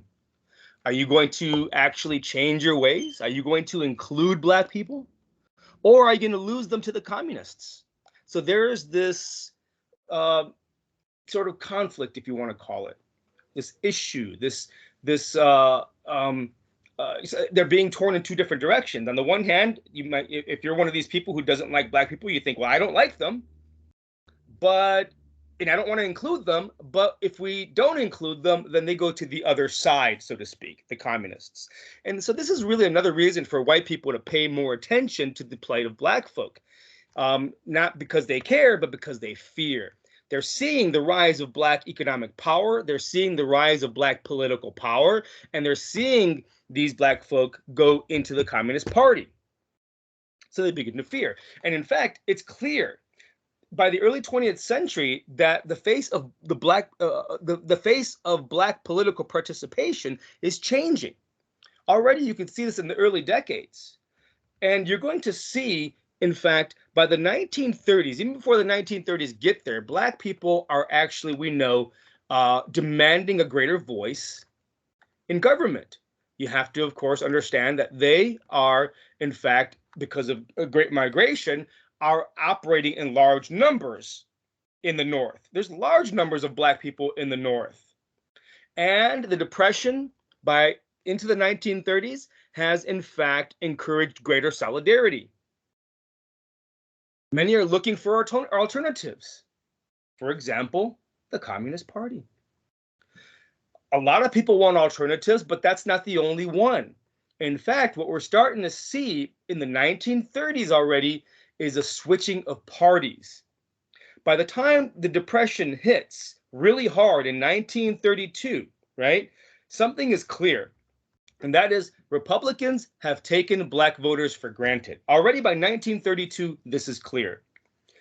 Southern leaders, they have not accepted much change on behalf of black folk. So whenever the federal government wanted to do something, Southerners in the Democratic Party, remember the Democrats at this time, they are pushing back at every turn. Republican leaders, actually, Democratic leaders, I should say, they believe that they need to keep the party together.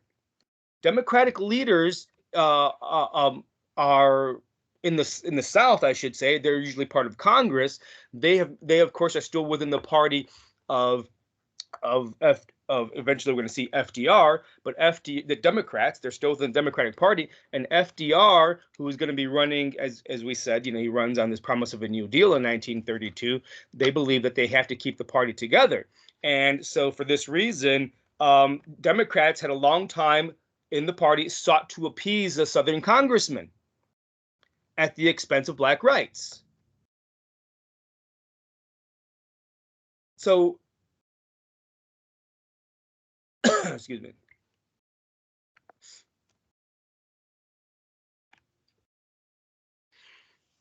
So here's the point, and just to be clear, because I might have skipped something, just to be clear. So Republicans have taken black voters for granted, right?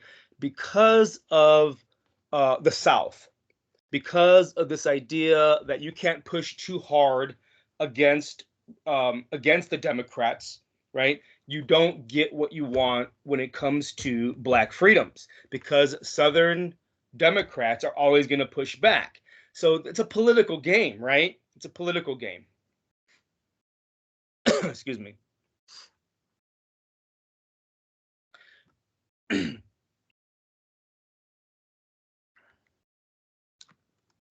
And so Republican leaders had for a very long time realized that they had to keep the party together, and they cannot really anger the Southern congressmen too much at the expense of black rights, because these Southern congressmen who are within the Democratic Party may in fact stall a lot of the legislation that needs to be done at the federal level. remember that by 1932, the Republicans are being blamed for the Depression, and Herbert Hoover is president. So here's the bottom line. Here's what you need to know. By 1932, Republicans are not looking very good to the black population. Republicans, remember, are the ones who freed the slaves. Republicans, remember, are the ones that pushed through, the radical Republicans that pushed through the Reconstruction Acts, right? The 13th, 14th, and 15th Amendment. But by the time the Depression hits hard, they're not really doing much because they were trying to appease the Southern white Democrats. And Herbert Hoover is a Republican at this time, and he's being blamed for the Depression. In 1932, though, most black people still vote Republican. They still have it in their minds that the Republicans were good for black folk. Remember, radical Reconstruction and all that. They do vote, like 2 out of 3 black people vote for Republicans in 1932 presidential election. FDR wins despite of that. And then things get worse, right? By 1934, the bottom has fallen out of the economy. Black people are amongst the worst off in the country. They're still feeling the sting of Hoover's policies. They still blame him because it takes a long time to fix things, right? They're looking for something new, perhaps. Meanwhile, FDR, who's president already in 1933, he's reassuring the nation that help is coming, right? He sits down and he has famously these fireside chats. I'll come back to that. He has famously these fireside chats where he is talking about how the country, he's very avuncular, meaning kind of trying to be like an uncle, right? And he talks to people in their own homes, in a sense, right? He comes over the radio, and people sit there and listen to him, and they look to their leader, right? The president of the United States, to see them through tough times, right? If only we if only we had sort of an FDR during this COVID thing, then maybe things would have been better, right? That kind of thinking that he wants to be president for everybody, and he's going to actually try to soothe wounds, not divide people. He was trying to bring people together. And he's talking, and during these fireside chats, about pushing through his New Deal programs. Only some of them actually help, right? And only some of them actually help black people, as we've noted, but there's still reason to hope. And he's talking about this. And remember, the reason that, in fact, some of these programs don't help black people is because FDR couldn't push them through without angering a lot of people in the South, people within his own party, by the way, because he's a Democrat. This is the point. FDR is a Democrat. He's talking about bringing people together. He had hoped that the New Deal would help more people, but the Southerners within his own party pushed back on that. So with this going on, FDR is also noticing that a lot of prominent black Republicans are switching parties. They're starting to come into the Democratic Party because the Republicans, as I said, had kind of turned their back on them, right? And because FDR, as the head Democrat, is talking about black rights. He's actually talking about, soothing the wounds. He's actually talking about helping everybody. So he's noticing that a lot of prominent black Republicans have switched parties. And he's noticing actually how a lot of black leaders in the 1930s are calling on black people to do, quote, turn Lincoln's picture to the wall.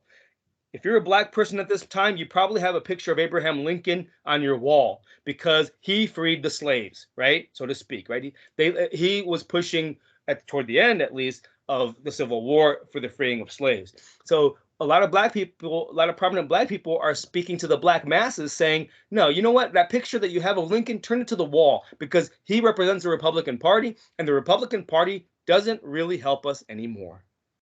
And so what you're starting to see, in fact, is what's called a realignment, right? A realignment, party realignment. What you're going to see after 1936 is more black people flowing into the Democratic Party. This is a shift, and this is one shift. The New Deal, FDR, the Great Depression. This is a time when a lot of black people start flowing into the Democratic Party. And we're going to see shortly Republicans start leaving. And so this is one shift. We're going to see another one later on, very, very importantly, when it comes to civil rights of the 1960s. Now, by 1936, by 1936, there's an election, right? And Black influence in politics is clear. It's clear that Black voters are affecting elections throughout the North at the local and the state level, and they're actually going to have an effect on the 1936 presidential election. In 1936, FDR takes most of the Black vote, and as president, so he takes most of the Black vote because of what we've talked about, and he's going to, as president, invite prominent Black leaders to the White House. And in fact, FDR's wife, Eleanor, is going to be instrumental in this move, in a sense, toward making common cause with Black folk. Eleanor Roosevelt will actually invite prominent Black women to tea at the White House. She visits Black schools. At one point, she resigns from the Daughters of the American Revolution because the Daughters of the American Revolution, they had refused to allow a Black woman to sing at one of their events. She's, I think, in your Holloway book. Look at that. But Black people are flowing into the Democratic Party. By 1940, it is clear that the parties are shifting. The Democratic Party is still made up of Southern whites and workers and labor unions, but white people are leaving that party. And Black people are flowing into the Democratic Party. Why? Because of FDR's policies, because the Republicans, in a sense, had turned their back on Black folk. FDR's policies, Eleanor's kindness, and it seems she is sincere in her efforts. So FDR will embrace this shift. He will seek, actually, advice from Black leaders. In fact, he forms what becomes known as the Black Cabinet. This is a group of Black intellectuals, Black scholars, including a woman, Mary McLeod Bethune. You saw her here as well. She's going to be part of this Black cabinet. These are specialists. He's drawn from specialists in the Black community to talk to him about urban affairs, right? To talk to him about cultural affairs, to talk to him about economics. All, of course, through the lens, the prism of Blackness. Now, not all of these were officially part of the government. In fact, the Black cabinet isn't really officially part of the government, right? It's not part of the president's cabinet, right? The president's cabinet, as you probably know, right, has the Secretary of Defense, the Secretary of the Treasury, Secretary of State, these people, right? But that's the official cabinet. This is the Black cabinet, which is this sort of ad hoc, right? Just for the time, kind of association of Black intellectuals that will provide advice, guidance to FDR as he maneuvers these changing times. Now, in fact, FDR even appoints some Black leaders to official posts, to things like the Justice Department, the Commerce Department, and so forth. So he's actually doing things like appointing Black people to these prominent positions. Now, meanwhile, white Southerners, they notice all of this. They're noticing the shift in the Black vote. They're noticing how the Black vote is growing in power in the North, and how there's a growing presence of Black people within the Democratic Party. They're seeing FDR's outreach and his wife's outreach to Black leaders, right? Eleanor's kindness to Black women, to Black children. And so white folk in the South are looking at this, and they're accusing the Roosevelts of actually turning their back, undermining the Democratic Party. That, they're staining, they say the FDR and his wife stained the White House by having Black people there. That they stain the presidency themselves because they consort with Black folk, and that they are changing the face of the Democratic Party. These people had been the party of the Solid South for a very, very long time. The Solid South was blue Democrat, as we've noted before. But things are changing. They see FDR's policies as an attempt to change their party. They don't like that FDR's policies give welfare to Black people. That FDR's policies and his approach to Black people get Black people to vote for him. And so they begin to move toward the Republican Party. And they actually are starting to crack down even harder on black voters in the South because they don't want black voters, in fact, supporting FDR, which of course is messed up because that's their own party. But what's happening here, guys, is that Republicans at this time are actually having to make a sort of choice. Are they going to be the party of Lincoln? Or are they going to be the party of the Solid South? Are they going to be the party that freed the slaves and that wanted equality for the slaves through the 14th Amendment and so forth? Or are they going to walk around waving Confederate flags? Well, we know that this is a question in the 1930s, and it's a question that today we kind of already know the answer to, right? And even though they still claim to be the party of Lincoln, they, of course, are largely the party of the Confederate flag.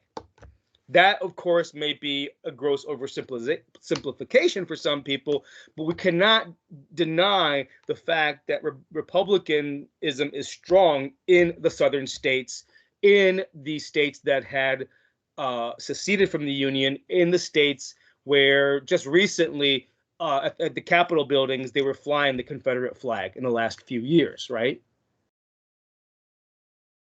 Of course, they're changing that.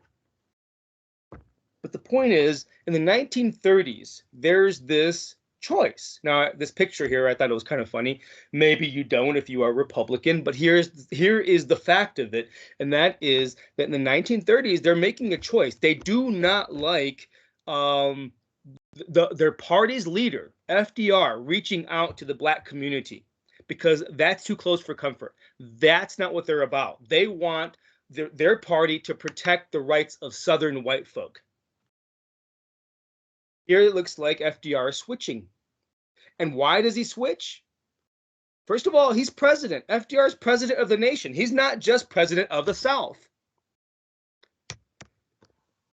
President's supposed to be a president for the whole people, not just a select few, you see. FDR is president of the nation, but he's also a pragmatist. He sees the rising power of the black vote in the North, and he will capture it if he can. And he is sincere in a lot of his efforts, but a lot of this, of course, is politics too.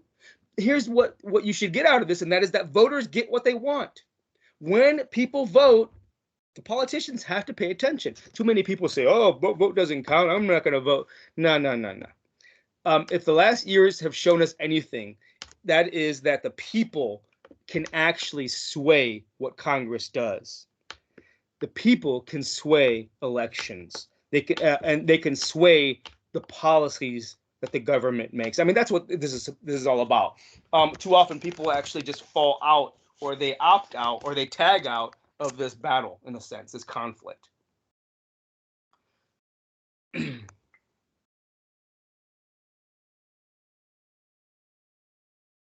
Because I'll just give you another example. Because the Republican Party because the majority of Republican voters, I should say, back Donald Trump, then congressmen in the Republican Party must back Donald Trump. That's how they see it. That's why you don't see a lot of Republicans actually going off the reservation, so to speak, to put it quite badly. My point is you don't see them, you see them towing the line because nobody wants, if you're a congressperson, you do not want to be on Trump's bad side because the people love Trump. Not all the people, but enough people, right, in the country. My point is voters get what they want. Now, FDR doesn't always act on behalf of black people, right? For example, he never signs the anti-lynching bill, but he's still more responsive to black needs than others were in his Democratic Party, and others were also recently in the Republican Party. He's more responsive to the black needs than the Solid South, for sure.